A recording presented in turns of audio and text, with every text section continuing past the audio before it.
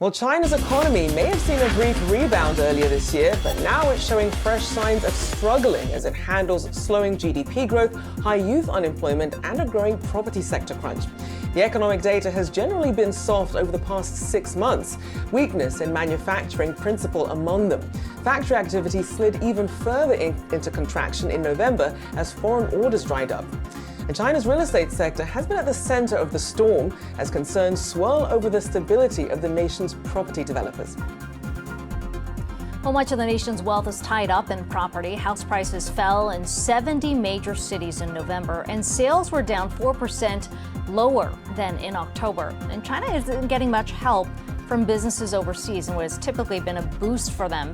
New orders at home and abroad declining as world economies struggle to fight inflation in their borders. The data from the survey suggests that China's economy will likely slow in this final quarter for 2023, and next year could be met with even more challenging situations. Rachelle, the question that we keep asking is how much of is this going to be stopped by government intervention? We're talking about incentives, and so much of the discussion has been about what happened back in 2008, where when there was a global financial crisis, China stepped in with really fueling growth through large amounts of debt. You could argue that's where the property bubble really started to form. And here we are today. So the question is China comfortable with a slower 5% growth, maybe sub 5%?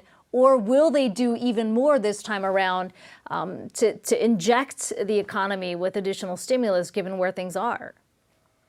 I mean, it's true. When you look at the number of factors involved, whether it's property, factory activity, services sector as well, also weighing on consumer sentiment, you have to wonder at what point Beijing is going to step in and how much they're going to do to support it. Because we've been talking about this new era of Chinese growth. It's not going to be what we saw with the breakneck speed, always above 5% every year. This is a very different and maturing Chinese economy, but definitely some warning signs to look for here. And China has a dual circulation strategy. They want to rely more on domestic consumption, but then you're also seeing foreign orders drying up as well. So something of a balancing act here. This is not the Chinese economy of old. But I mean, long term, a lot of people still bullish on the Chinese consumer. But this is an interesting phase considering how a lot of people were relying on China to be the economy that really led that post-COVID growth. So some nuance here for sure.